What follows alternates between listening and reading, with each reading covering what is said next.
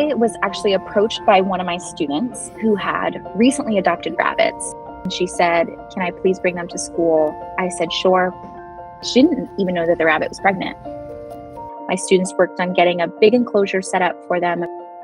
And when I came back in the next morning, the babies were so hungry that they had escaped the nesting box.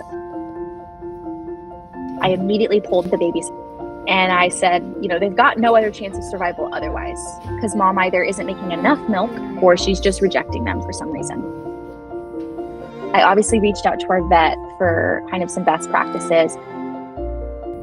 I am currently sitting on my bathroom floor, just watching over these babies and being paranoid and feeding them with a tiny syringe. We originally looked for potential local rehabbers, but none of them had space. So that was what kind of led us to realize, well, their only chance of survival is us. They're not going to make it any other way. I would bring them home and then back to school every day.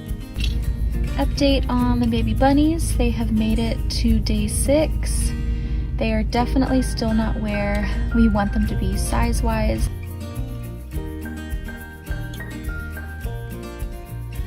We saw them gradually putting on weight.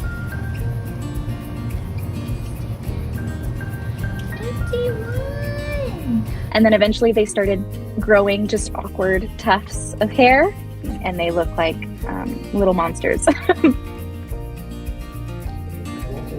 They opened their eyes and their ears, and then they started walking, which was wild.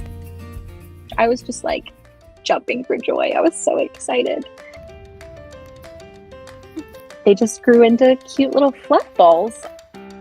It's like watching all of their little milestones and just knowing the slim chance of survival that they had. They somehow pushed through it. So yeah, pretty early on, I think we had decided that if they made it, they were going to stay with us. They're in our classroom. They're permanent members. Their names are Peach and Daisy.